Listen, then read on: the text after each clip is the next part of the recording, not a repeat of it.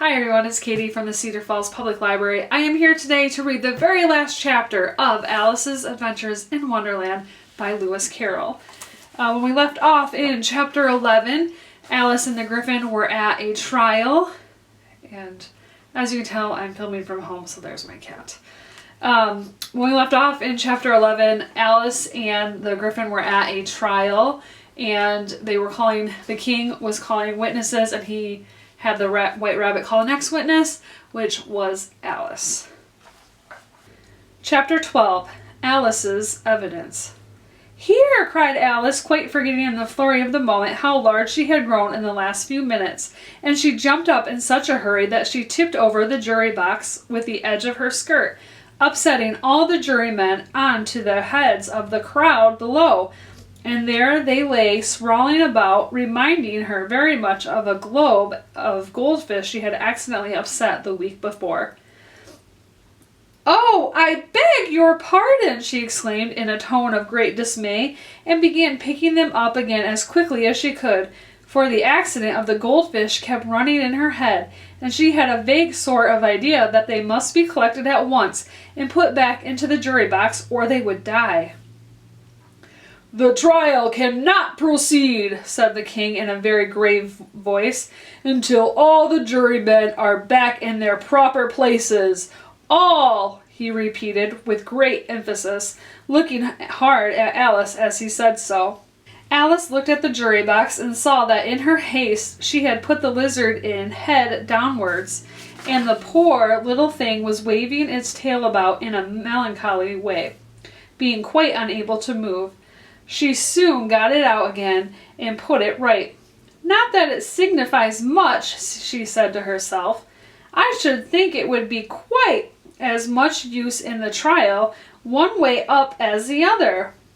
As soon as the jury had a little recovered from the shock of being upset, and their slates and pencils had been found and handed back to them, they set to work very diligently to write out a history of the accident, all except the lizard, who seemed too much overcome to do anything but sit with its mouth open, gazing up into the roof of the court.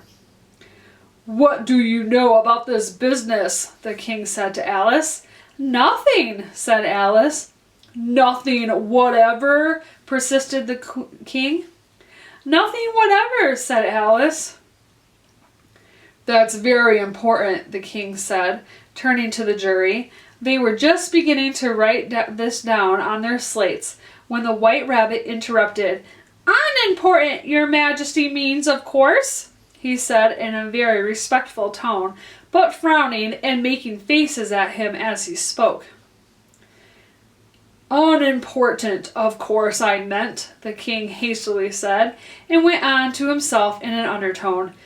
"Important, unimportant, unimportant, important," as if he were trying which word sounded best. Some of the jury wrote it down important, and some unimportant. Alice could see this, as she was near enough to look over their slates. "But it doesn't matter a bit," she thought to herself. At this moment the king, who had been for some time busily writing in his notebook, called out, "Silence!" and read out from his book, "Rule 42. All persons more than a mile high to leave the court." Everybody looked at Alice. "I'm not a mile high," said Alice. "You are," said the king. "Nearly 2 miles high," added the queen. "Well, I shan't go at any rate," said Alice. "Besides, that's not a regular rule. You invented it just now." "It's the oldest rule in the book," said the king. "Then it ought to be number 1, said Alice. The king turned pale and shut his notebook hastily. "Consider your verdict," he said to the jury in a low, trembling voice. "There's more evidence to come yet, please, your majesty," said the White Rabbit, jumping up in a great hurry. "This paper has just been picked up." "What's in it?" said the queen. "I haven't opened it yet," said the White Rabbit, "but it seems to be a letter written by the prisoner to somebody." "It must have been that," said the king, "unless it was written to nobody, which isn't unusual, you know." Who is it directed to? Said one of the jurymen.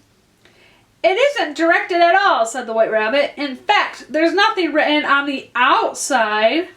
He unfolded the paper as he spoke and added, It isn't a letter after all. It's a set of verses. Are they in the prisoner's handwriting? Asked another juryman. No, they're not, said the White Rabbit, and that's the queerest thing about it. The jury all looked puzzled. He must have imitated somebody else's hand, said the king. The jury all brightened up again. Please, your majesty, said the knave. I didn't write it, and they can't prove that I did. There's no name signed at the end. If you didn't sign it, said the king, that only makes the matter worse. You must have met some mischief, or else you'd have signed your name like an honest man.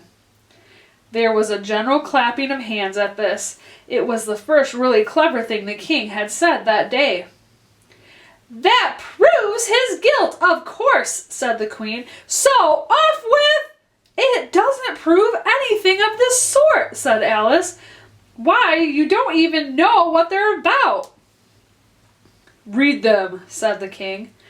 The White Rabbit put on his spectacles. Where shall I begin, please, your majesty? He asked. Begin at the beginning, the king said very gravely, and go on till you come to the end. Then stop. There was dead silence in the court whilst the White Rabbit read out these verses. They told me you had been to her and mentioned me to him. She gave me a good character, but said I could not swim. He sent them word I had not gone. We know it to be true. If she should push the matter on, what would become of you? I gave her 1, they gave him 2. You gave us 3 or more. They all returned from him to you, though they were mine before. If I or she should chance to be involved in this affair, he trusts to you to set them free exactly as we were. My notion was that you had been, before she had this fit, an obstacle that came between him and ourselves and it. Don't let him know she liked them best, for this must ever be a secret kept from all the rest between yourself and me. That's the most important piece of evidence we've heard yet, said the king, rubbing his hands. So now let the jury... If any one of them can explain it, said Alice. She had grown so large in the last few minutes that she wasn't a bit afraid of interrupting him. I'll give him 6 pence. I don't believe there's an atom of meaning to it. The jury all wrote down on their slates, She doesn't believe there's an atom of meaning in it, but none of them attempted to explain the paper. If there's no meaning in it, said the king, that saves a world of trouble, you know, as we needn't try to find any. And yet, I don't know, he went on, spreading out the verses on his knee, and looking at them with one eye. I seem to see some meaning in them after all. Said I could not swim. You can't swim, can you? He added, turning to the knave. The knave shook his head sadly. Do I look like it? He said, which he certainly did not, being made entirely out of cardboard. All right, so far, said the king, and he went on muttering over the verses to himself. We known it to be true, that's the jury, of course. If she should push the matter on, that must be the queen. What would become of you? What indeed? I gave her 1, they gave him 2. Why, that must be what he did with the tarts, you know. But it goes on, they all returned from him to you, said Alice. Why, there they are, said the king triumphantly, pointing to the tarts on the table. Nothing can be clearer than that. Then again, before she had this fit, you never had fits, my dear, I think, he said to the queen. Never, said the queen furiously, throwing an inkstand at the lizard as she spoke. The unfortunate little Bill had left off writing on his slate with one finger, as he found it made no mark, but he now hastily began again using the ink that was trickling down his face as long as it lasted. "Then the words don't fit you," said the king, looking round the court with a smile. There was dead silence. "It's a pun," the king added in an angry tone, and everybody laughed. "Let the jury consider their verdict," the king said, for about the 20th time that day. "No, no," said the queen. "Sentence first, verdict afterwards." "Stuff and nonsense," said Alice loudly. "The idea of having the sentence first." "Hold your tongue," said the queen, turning purple. "I won't," said Alice. "Off with her head!" the queen shouted at the top of her voice. Nobody moved. "Who cares for you?" said Alice. She had grown to her full size by this time. "You're nothing but a pack of cards." At this time, the whole pack rose up into the air and came flying down upon her. She gave a little scream, half of fright and half of anger, and tried to beat them off, and found herself lying on the bank with her head in the lap of her sister, who was gently brushing away some dead leaves that had fluttered down from the trees upon her face. "Wake up, Alice dear," said her sister. "Why, what a long sleep you've had." "Oh, I've had such a curious dream," said Alice, and she told her sister, as well as she could remember them, all these strange adventures of hers that you have just been reading about. And when she had finished, her sister kissed her and said, "It was a curious dream, dear, certainly, but now run in to your tea, it's getting late." So Alice got up and ran off, thinking while she ran, as well she might, what a wonderful dream it had been. But her sister sat still just as she left her, leaning her head on her hand, watching the setting sun and thinking of little Alice and all her wonderful adventures, till she too began dreaming after a fashion, and this was her dream. First she dreamed about little Alice herself. Once again the tiny hands were clasped upon her knee, and the bright eager eyes were looking up into hers. She could hear the very tones of her voice, and see that queer little toss of her head to keep back the wandering hair that would always get into her eyes. And still, as she listened, or seemed to listen, the whole place around her became alive with the strange creatures of her little sister's dream. The long grass rustled at her feet as the white rabbit hurried by. The frightened mouse splashed his way through the neighboring pool. She could hear the rattle of the teacups as the March Hare and his friends shared their never-ending meal, and the shrill voice of the queen ordering off her unfortunate guests to execution. Once more the pig baby was sneezing on the Duchess's knee, while plates and dishes crashed around it. Once more the shriek of the griffin, the squeaking of the lizard's slate pencil, and the choking of the suppressed guinea pigs filled the air, mixed up with the distant sob of the miserable mock turtle. So she sat on with closed eyes, and half believed herself in Wonderland, though she knew she had but to open them again, and all would change to dull reality.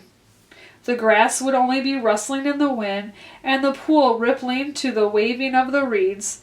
The rattling teacups would change to tinkling sheep bells, and the queen's shrill cries to the voice of the shepherd boy, and the sneeze of the baby, the shriek of the griffin, and all the other queer noises would change, she knew, to the confused clamor of the busy farmyard, while the lowing of the cattle in the distance would take the place of the mock turtle's heavy sobs. Lastly, she pictured to herself how this same little sister of hers would, in the aftertime, be herself a grown woman, and how she would keep, through all her riper years, the simple and loving heart of her childhood, and how she would gather about her other little children, and make their eyes bright and eager with many a strange tale, perhaps even with the dream of Wonderland of long ago, and how she would feel with all their simple sorrows, and find a pleasure in all their simple joys, remembering her own child life in the happy summer days.